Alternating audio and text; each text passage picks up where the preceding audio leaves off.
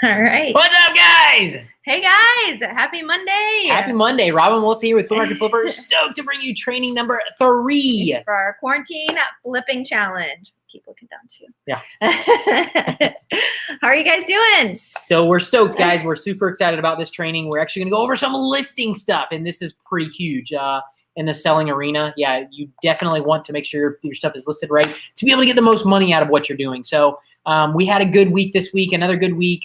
We did 2, when was it, Saturday? Friday. Actually, Friday? Monday. Yeah, it was Friday morning and afternoon. Friday morning, was it Friday morning? You're sure? Yeah. Okay. So anyways, Friday we sold 2 sales. We had 2 sales on Friday, which was $2,000, which killer deal. Excited about that. So yeah, it was a insulation blower that we sold for blowing like attic insulation in.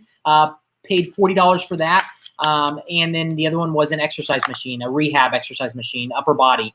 We actually sold them both for, I think it was, they were $1,000, right, but yeah, that included shipping. Exactly, so. Right around $1,000. And both of these will actually go freight, which is awesome. Yeah, locally, I would not have been able to sell these things for the prices that I got for them online. That's one of the things we're going to talk about tonight. Why we sell 80 to 90% of our stuff on eBay is because of the markup that we're able to do on that. So yeah, people don't want to ship those things. They don't want to ship those large items. So that helps us a lot. So yep.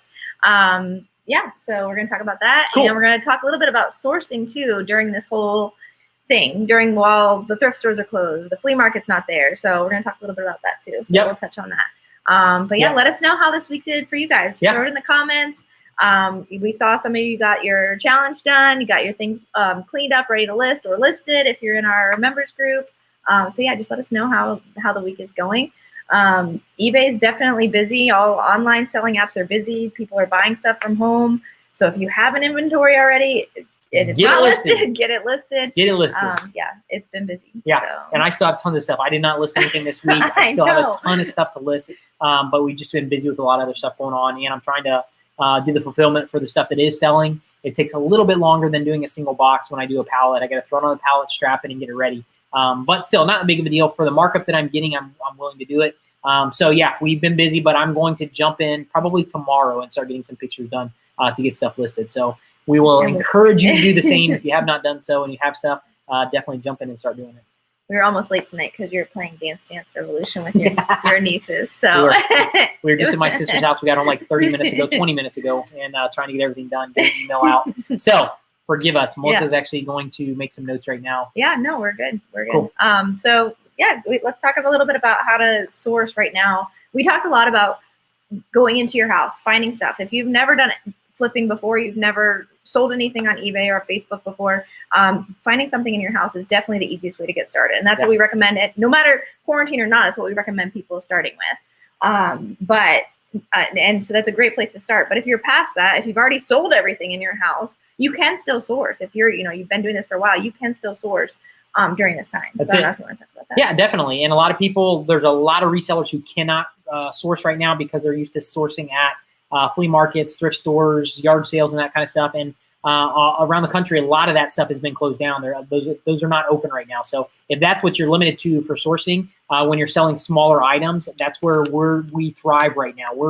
I bought 2 commercial mixers yesterday. Tomorrow I'm going to buy an engine hoist. That the markups on these things are crazy. I spent $100 per mixer that I bought yesterday. We bought 2 of them, and I should be able to get at least $1,000 a piece out of those. And then the engine hoist I'm paying $150 for, and I should be able to get $2,000 out of that. So, but these are larger items. So, larger items might scare the heck out of you. That's okay. You don't have to start there where you're listing it on eBay and you're selling it and then you're shipping it out through freight. You don't have to start there, but I will encourage you.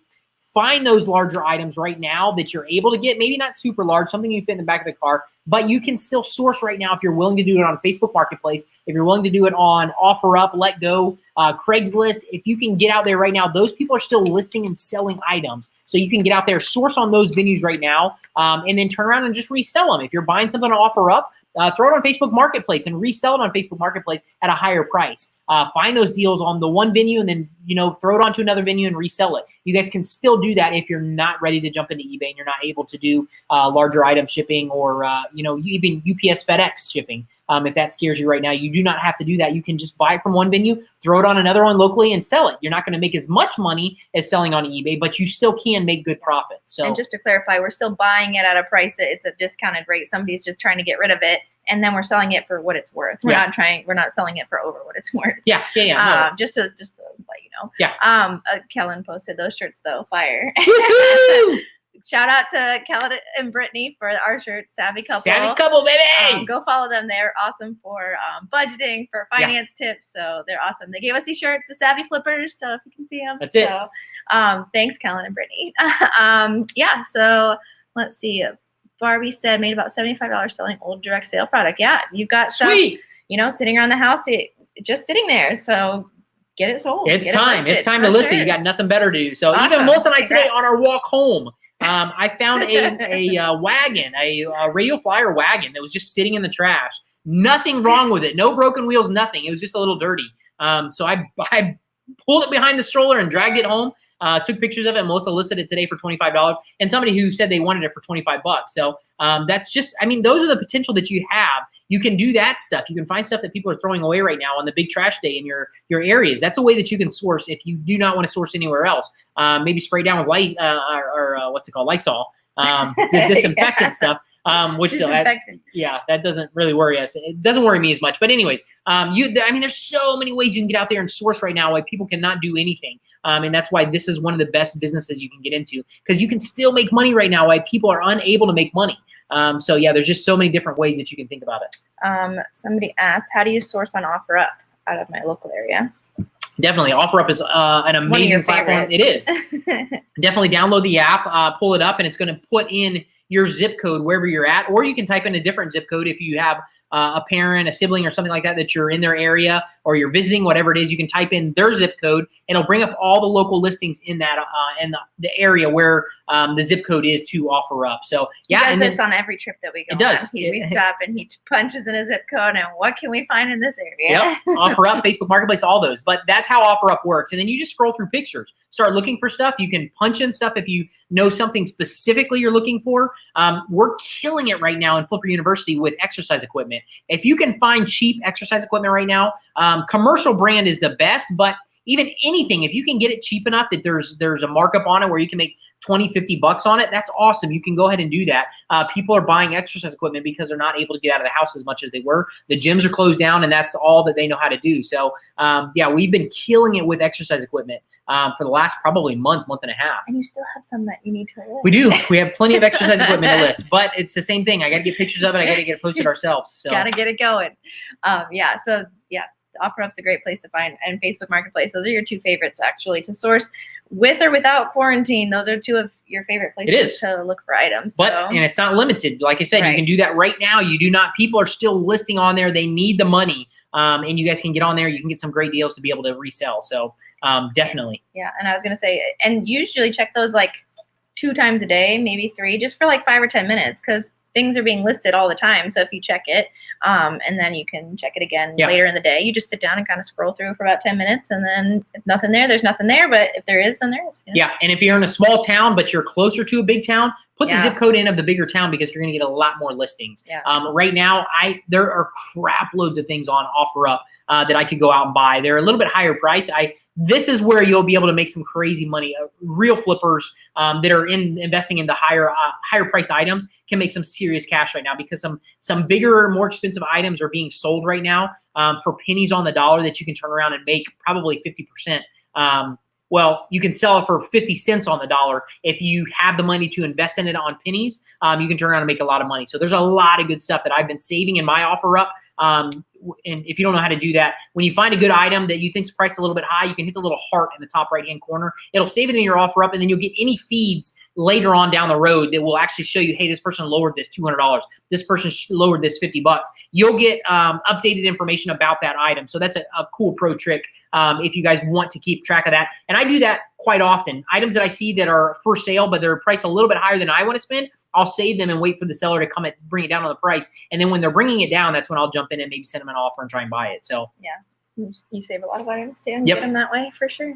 I think you can do that with Facebook now too. It's a newer feature. Well, Facebook, they'll let you do saved searches, but you've always been able to do saved items, and they do try to notify you when the items are saved. When your items are saved, they reduce the price on them. The seller reduces the price. You can go in there and try and send them an offer on the price, or just buy it when they reduce it. So awesome.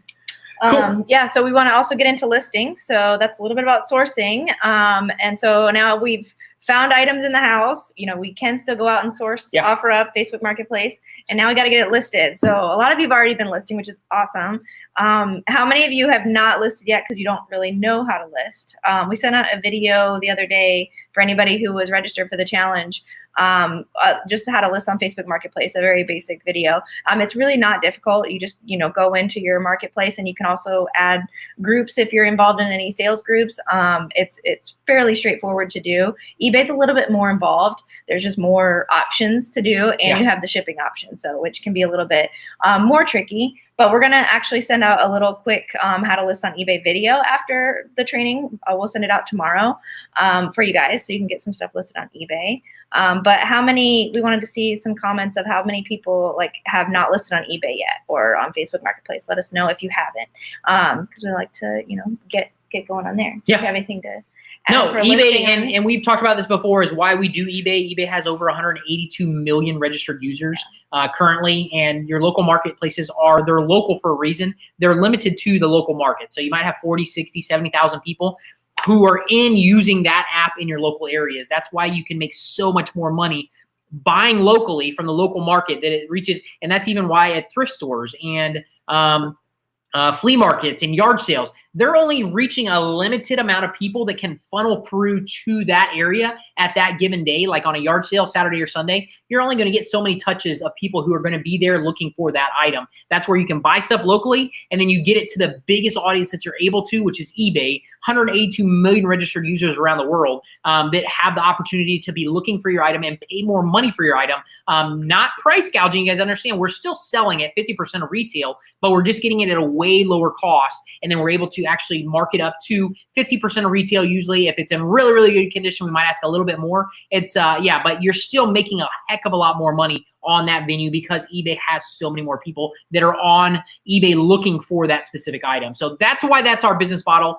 We sell 80 to 90% of our stuff on eBay because of that. We want to buy it as cheap as we can locally and then get it to that larger audience. And like Melissa said, we'll give you guys a video on how to list on eBay. eBay is a little bit more intense. They charge you a 10% fee on top of the sale for using their platform. That freaks a lot of people out, but you have to understand, if you're selling locally and you're able to get maybe 10, 12% of what the item is really worth because of that local market, when you're making 50, 60% on eBay, it doesn't hurt you that much to take 10% off and give that to eBay because you're making way, way more money on eBay. So the 10% fee and we pay eBay usually monthly. We're up to $500, $600, $700 a month that we're paying out to eBay for. It's worth it. It is. It's worth us to pay that to them to be able to use the platform and be able to have access to that many people looking for our items. So you have to kind of get over that aspect of you're paying it, and there's many other references we can give you about people who charge for the services. So, anyways, it's not that big of a deal. It's definitely worth it to be able to get access to that many buyers for the item that you might be selling. So, because the probability of somebody looking for it is a lot higher with that many people versus, your local market. You might not get as many.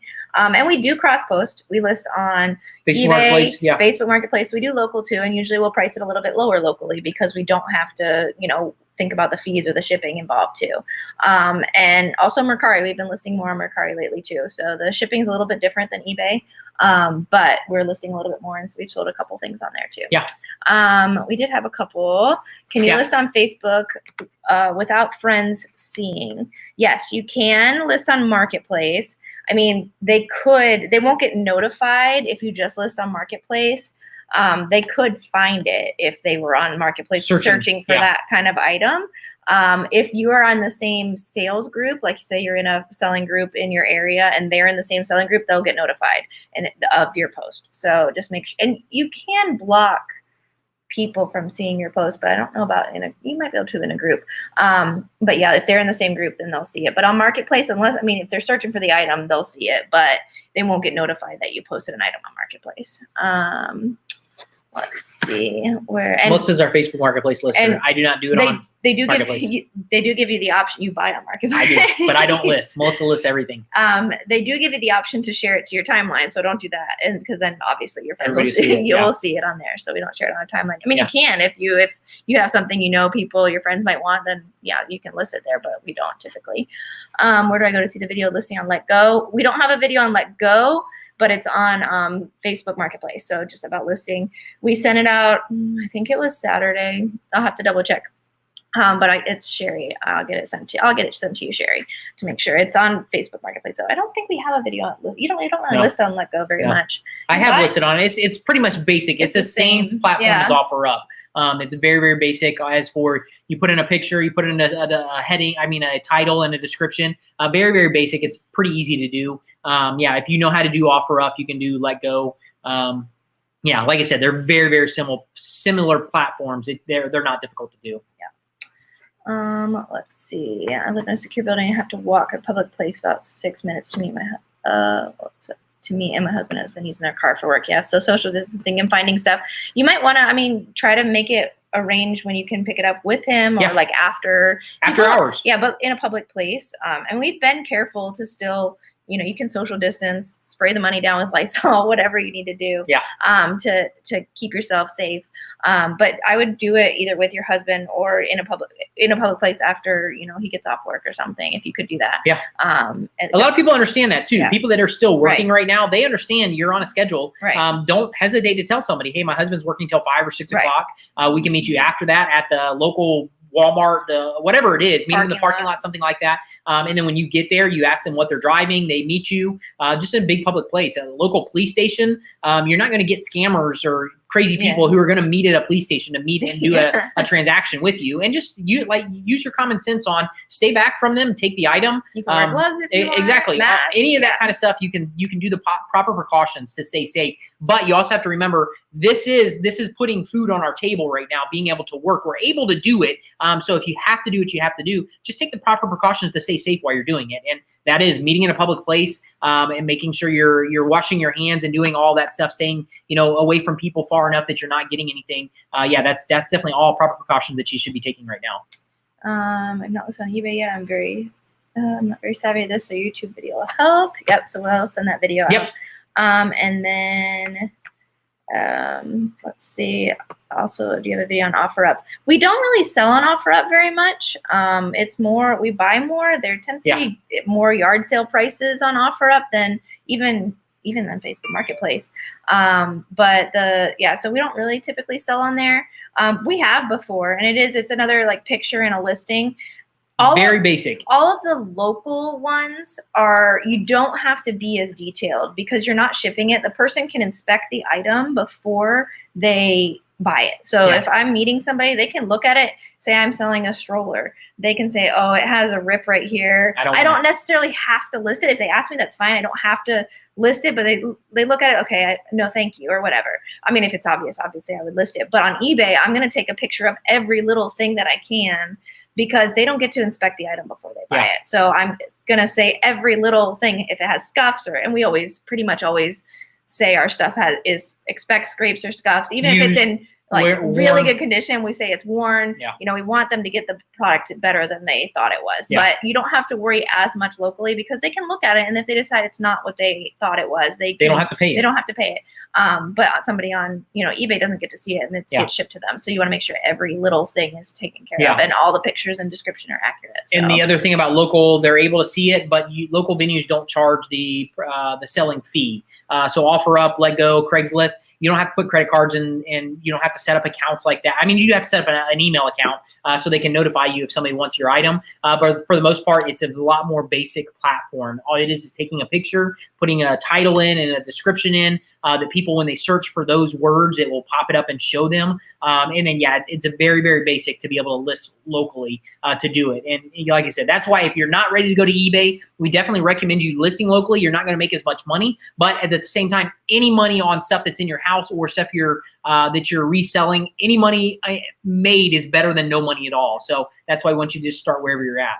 And Sherry has listed on eBay, so I know that you totally can list on OfferUp and let go. Way more basic. It's a lot easier than on Facebook or than eBay. So, question: what was the smallest, tiniest item you had a great flip on? Tiniest.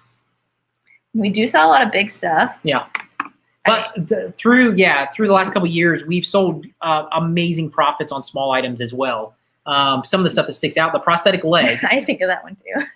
Not very big. It's only like this big. It was just a prosthetic leg and a knee joint. It wasn't even like the foot. It wasn't even up above the knee, any of that kind of stuff. But it was a titanium thing we bought at the flea market. I don't remember exactly right now. It's 30 or 35 bucks. Yeah, and we turned around and sold it in a day for like $1,000. But yeah, that was an amazing flip. But we've made tons of those since then. We'll find smaller items at the local flea market. Usually boards. Remember the boards that you paid? Those by far beat they were beat like this big. Wait, they were skinny, right? And then they were about this computer big. Boards. They're computer boards that you got for free. Did you get them for free? I did. I got them out of my buddy's dumpster.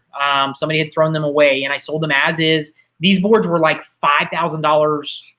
Maybe even upwards of $5,000 to $10,000 new. I think I sold 5 of them for $2,500.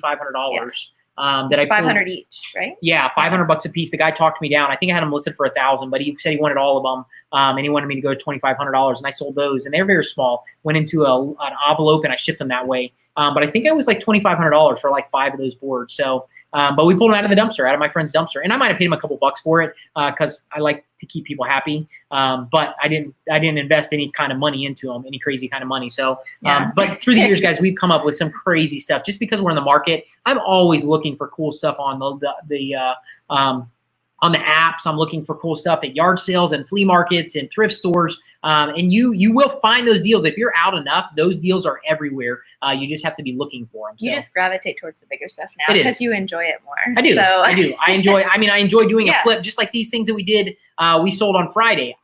We made $2,000 on Friday on 2 items. I much prefer to make $2,000 on 2 items versus selling 50 items to make that kind of money or 20 items to make that kind of money. It's way easier for me just to sell 2 and make $1,000 on it. So that I enjoy that business model. That's why we've gravitated towards flea market flipper. That's what our business model is on the bigger stuff. Don't get me wrong. We still do the smaller stuff because we help people. And I want to show people what the possibilities are. Like we pick stuff out of the trash for 25 bucks. Exactly. That's something that I don't have to do. I don't really care about, but it just shows people. Like today, we were talking about earlier, we pulled this radial flyer wheelbarrow or wagon out of the trash and listed it for 25 bucks, which is nice. Somebody's going to come pick it up, but I think they're going to come tomorrow. Yeah, so. It was probably a $75 to $100 wagon. There's nothing wrong with it. It just needed to be clean. So those kind of things that you don't have to do, but she just listed on Facebook. We didn't put it onto eBay or anything like that. No, it's not worth it to go on eBay. Because of the shipping. So you don't do it. You have to know which is worth shipping and which is worth listing on eBay to get it to that wider audience. So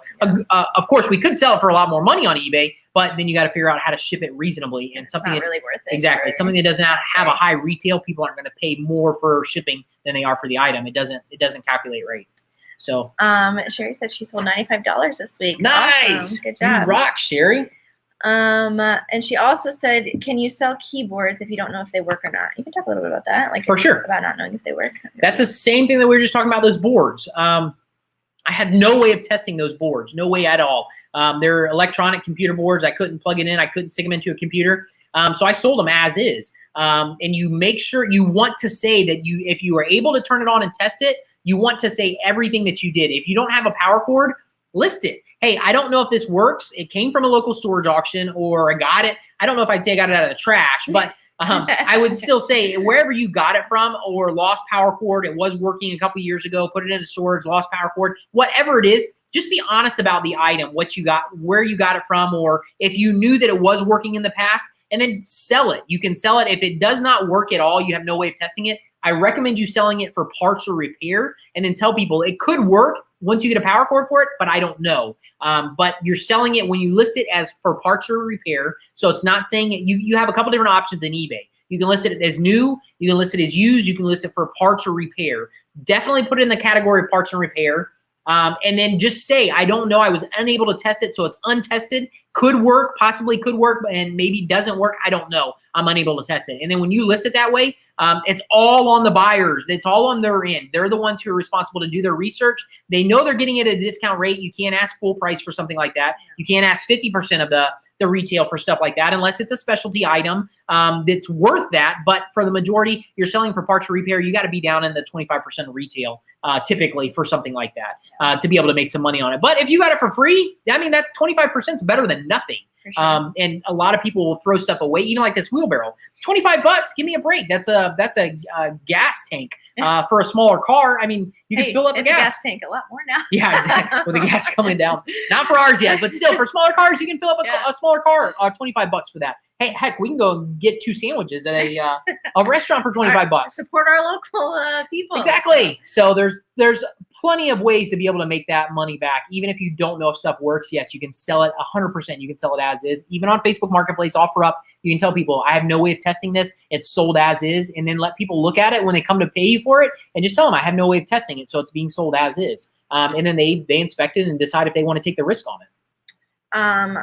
Marianne posted something earlier. Facebook Marketplace is amazing, minus some people. It's true. Right now, that's every platform has some people that you have. It does, and few and far between a lot of times. But still, especially new users will deal with a lot more craziness because people are tired.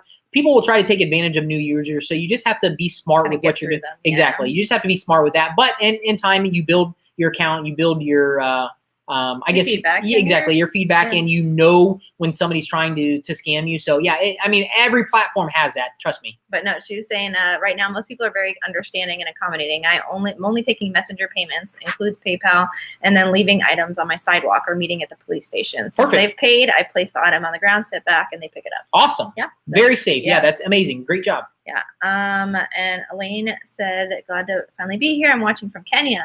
Awesome. Sweet. Listed stuff on Facebook Marketplace and sold for a year now. I'm thinking of other options. Do you have any suggestions for me? She really wants to grow a customer base because I really want to do it full time.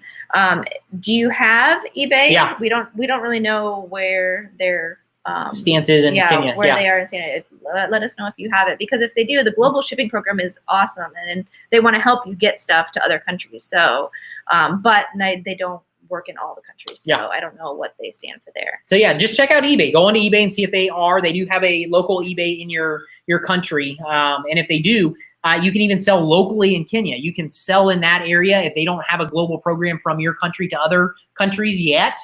It will be coming. It will. Who knows how long it'll take? But still, you have that access of them building. eBay for most platforms is going to be bigger than any other platform in countries. It'll take a while for another platform. It will. But there might be something that is more local that you can sell in country too. Yeah. That is a platform that we don't know about. So could be an option. Let's see. Drew. Sherry said, can I send a picture of something I got today? I think you're in our Facebook group, Sherry. So if you're in the Flipping for Profit group, go ahead and throw it in there, because we'll definitely comment on there. And we have lots of awesome peeps in there.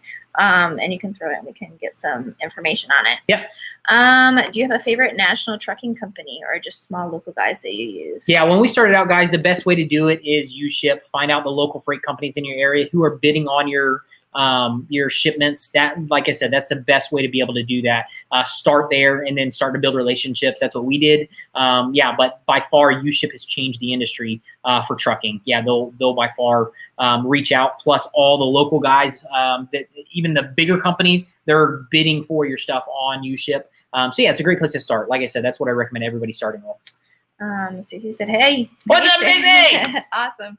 All right, I think we're caught up. If I missed one, throw it back in the comments, because we're starting to get the hang of this streaming thing with a couple different platforms going. But throw them in the comments. So this week we wanted you to take those items. If you haven't listed them yet, get them listed on Facebook and get them listed on eBay.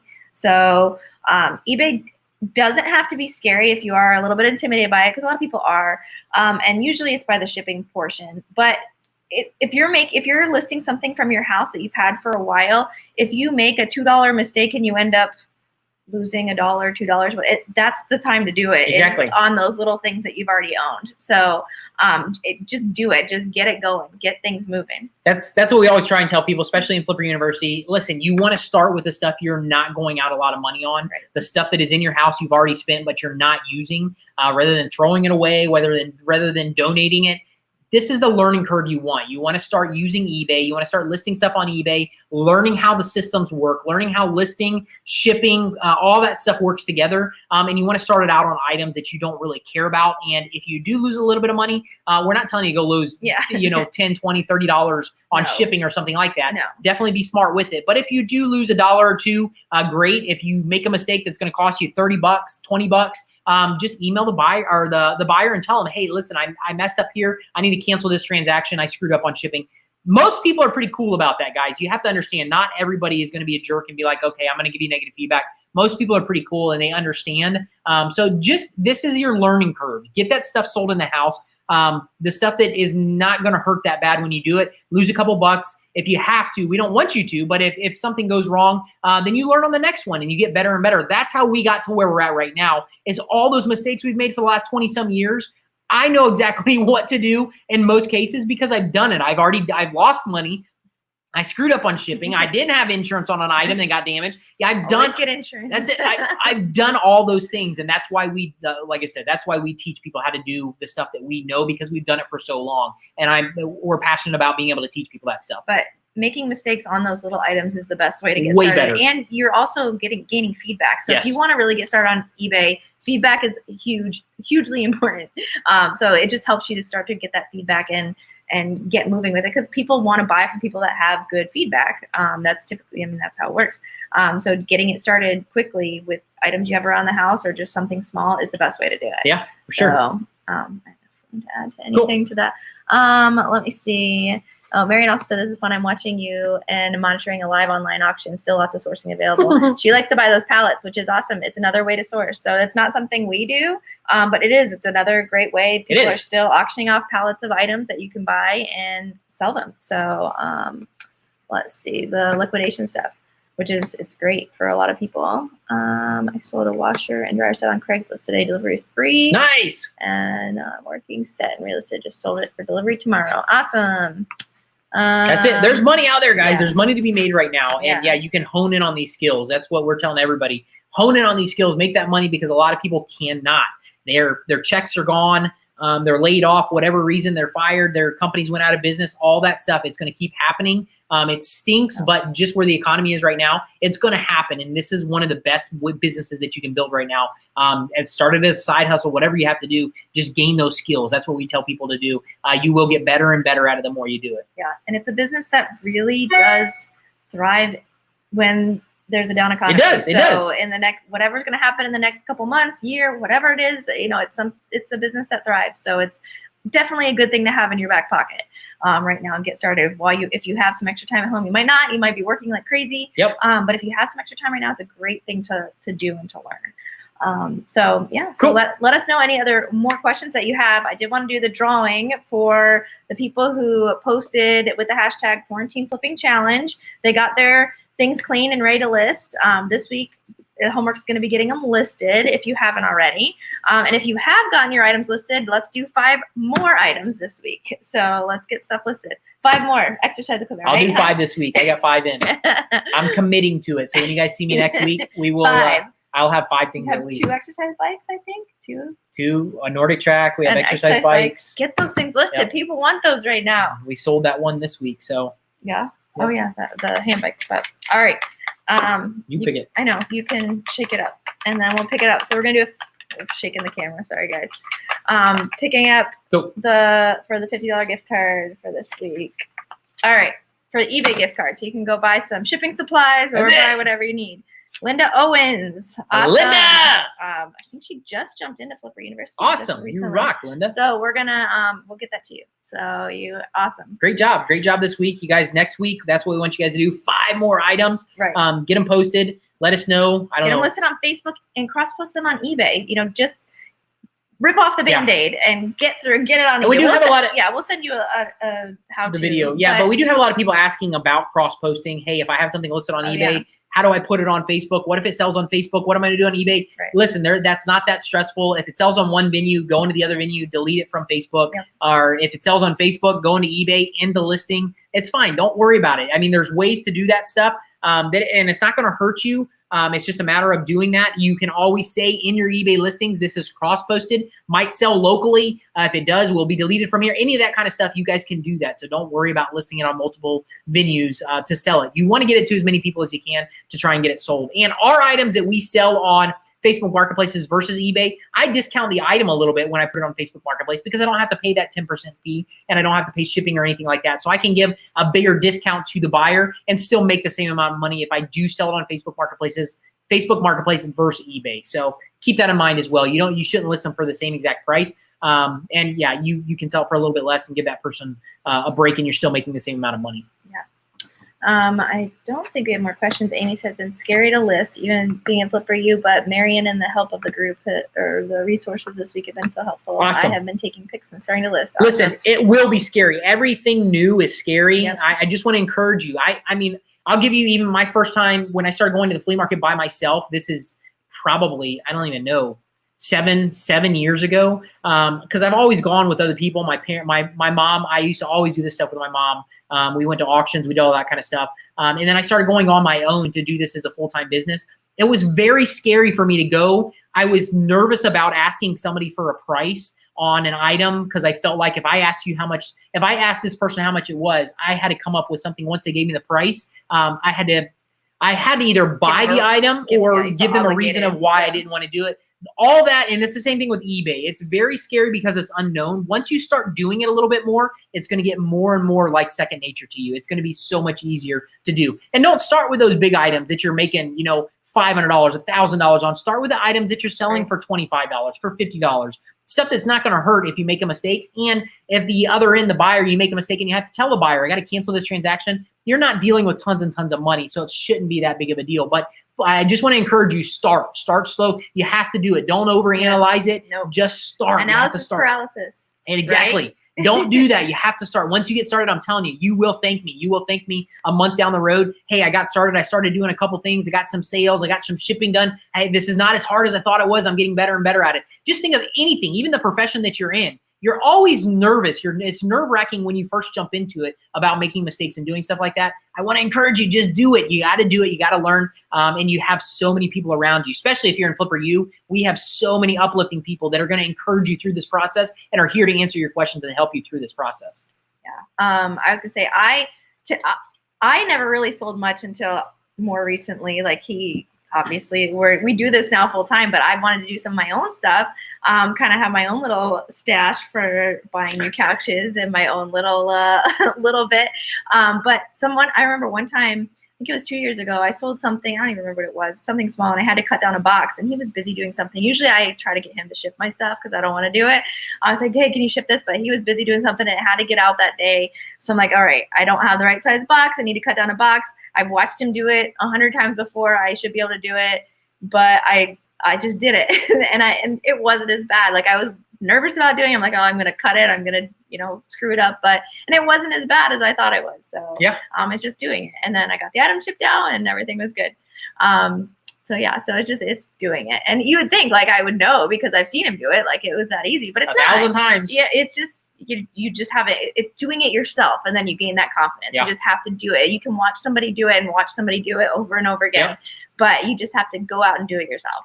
But I'm telling you, this is applicable to everything. Even like I was telling you about the flea market, you would have never thought I would go to the flea market and be intimidated. Yeah. I was there just like a lot of people. Thrift stores, yard sales and stuff like that. It's intimidating to ask somebody a price for something. And then once they tell you the price, you either have to say, yeah, that's a lot of money, but do it tactfully and not hurt somebody's feelings. And I just got to the point where I'm like, okay, how much is this? All right, let me think about it. I'm going to walk around and look at some other stuff. And when I got that routine down, it's the routine that you get. When I got that routine down, man, I'll kill any flea market. I'll go and ask people a price. I'm just very tactful. If it's way out of the range of what I can afford or even what it's worth, that's what I tell people. Hey, let me think about it. Let me walk around. I'm going to look at some more stuff. If I need to, I'll come back.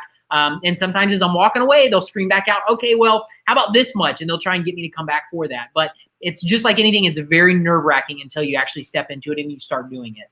Linda said, how many times would you let an item stay on the listing? Like how many, how long will you let it stay and relist until you change it? Or some of our stuff is weird that I've let it go for a year. I mean, I've had stuff that's strange. I know I'm priced comparably. I know I'm priced at the right price range. And if it has to stay on there and granted, this is a larger priced item, I'll let some stuff sit for a long time. But the majority of it, what my rule of thumb is, if you get 7 watchers on an item, 7 to 10, and it's not selling, the price might be a little bit high. So maybe you redo your comps, see if you can find out what it should be listed at. If you get 7 to 10 watchers and it doesn't sell, because typically if you're priced right, if you're priced comparably, once you get and I'm not talking about views, because views you'll get maybe even 400 views before you get to that 7 to 10 watcher. It just depends on the item. But when you get to 7 to 10 watchers on eBay, typically you should be priced at the right price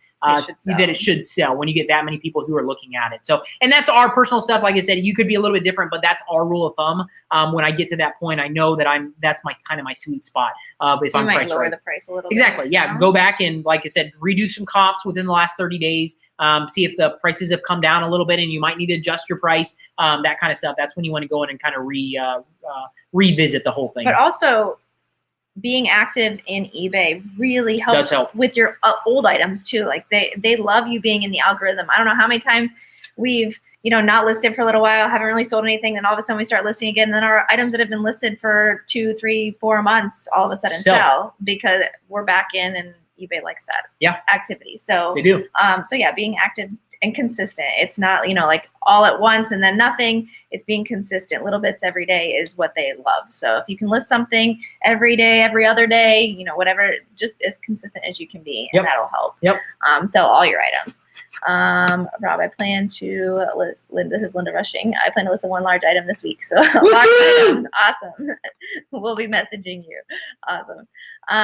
Amy got 5 things listed today and cut down a box. Just do it. Nice. Sweet. You rock. I came a little late, but I heard you talk about not being able to test something and selling it as is. When you sell big things like that, like your insulation blower, cooktops, can you usually test them? Yes, always. Insulation blower is 110. Just like this, it's the same power one. Yeah, the same power that you plug in your light to, your whatever, anything that runs on a house outlet. That's what the insulation blower is. It's one that comes from like Lowe's or Home Depot, but you have to plug it in to be able to use it to blow insulation in the attic. So yes, I always test those things. When it gets to 220, those are the cooktops typically. 220 takes a little bit more power because of the burners. I personally can test that stuff as well. I'm set up to that, but most people in their house, they have a stove, an oven, they might dryer. If you don't have gas appliances, you'll have a dryer that runs on 220 because it takes a lot more power to heat up to be able to do your clothes. Originally, I was set up to where I would be able to test off of those outlets inside my house. Now I can test it on my garage, my shop, all that stuff is set up so I can test that stuff. If you cannot, it is okay. You can say exactly where you got it from. If you bought something from OfferUp that was a cooktop that was it was said to be in working condition, and you go to sell it and you are unable to actually plug that thing in, wire that up to test it, list it that way. Say, hey, this was in said working condition when I got it. I have not been able to power it up because I don't have the resources to do so. It's being sold as is. You can 100% do that. Just be very clear that you think it is working, but you can't guarantee it's working just because you were unable to test it yourself and see that it's working. So yes, you can sell stuff that way. Just remember, you're not going to get you're not going to get as much money doing that as you would if it was tested in working. Didn't Joy sell those 2 ice cream machines? The first one was not work, or she couldn't test, and then the second one she could test. And the first one I think she sold for $2,000, and the second one was like $6,000 or $8,000. I can't remember. It was crazy. It was a big markup but she still made money on both of them. I think she paid $1,500 or $2,000 for both of them. No, I think it was less than that. I think she got them, $1,000. But anyway, so for the first one she still sold and made good money, but it was not working. And so the second one she was planning to sell for the same, and then all of a sudden, she was able to find a place to test it that she could get it tested, and the ice cream machine worked, and so she could sell it for more money because it worked. So she could prove that it powered on and worked. And that's another thing is sometimes we just say powered on, but we don't know the function of the item. Like we know that it powers on, but that's all that was tested. That's another thing that you can say too. If you can't check the functions and stuff like that, that's not up to you. You just list it that way. Right. Say powered on, and that's what I know That's the only thing that I tested. Yeah. Yep. We do list a lot of stuff saying we bought it at a storage auction, so people know like it's not our personal item that's how we acquired it. So that helps too. What kind of lead time on eBay to send once sold? Typically our stuff is larger items. I put 3 to 5 days. eBay wants you to do in 24 hours, and for smaller items, you can easily do that. Right. The stuff that I have is when you got to build a pallet, you do that kind of stuff. You can't do that in a day. Yeah. So typically I do 3 to 5 days on the bigger items. Even some of the items that go in a box, FedEx and UPS, if it's a larger, even like a stroller, I'll do 3-day lead time on it. So I have time to go get a box, get packaging materials if I have to do any of that stuff, and then I can get it packaged up and go. So I do a day on our smaller items. On the small stuff. So yeah.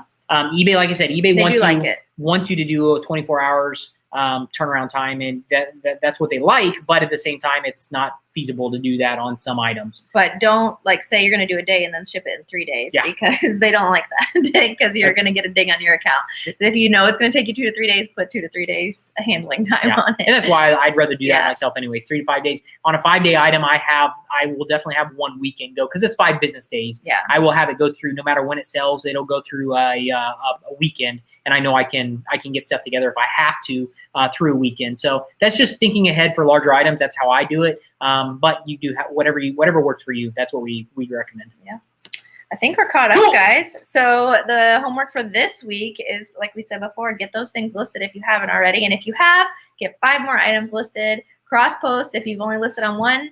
If maybe you only listed on Facebook Marketplace this week, get those items listed on eBay this week. So, and then say, completed week 3, #quarantine flipping challenge. Let us know, and we'll do another drawing next week. Yep. Yeah. So Mary said I had 2-day handling time, almost always ship in 1 day. Yep. I like that too. I usually do 1 to 2 days, and then I try to ship it in 1. So and people get happy if they can get their item faster, they love it. Yep. So, and they'll definitely, like you said, build positive feedback. So, it's much better than them getting it a lot later. Yeah, for sure. So awesome, guys. You guys are awesome. All right. Next week, we will talk about fulfillment. Yeah, fulfillment. Talk a little bit about shipping too. Yeah. Yeah. So we'll go get into all those details. So hopefully, hopefully you guys enjoyed this. And any questions, you guys let us know. Ask away. Once we get off this call, throughout the week, if you have any issues, please let us know if we can help. And we'll send that video out in the email. If you register for the challenge, you'll definitely get it. So because it's not a public one, but we will get it sent to you for sure. Yep. So you guys are awesome. All right. Is that it? That's all we got? I think so. All right. No more questions? Any last minute questions you guys got? I think we're caught up on all of them. So I'm pretty sure. Cool. So it's pretty good. All right. Let's do it, guys. You guys rock. Have a great week. Stay safe. Stay healthy. And we can't wait to see you guys next Monday to wrap this training up. Yep. And let us know what you listed. How many things you get listed. That's right. You guys are awesome. All right. You guys rock. Good night. Have a great night. Bye. See ya.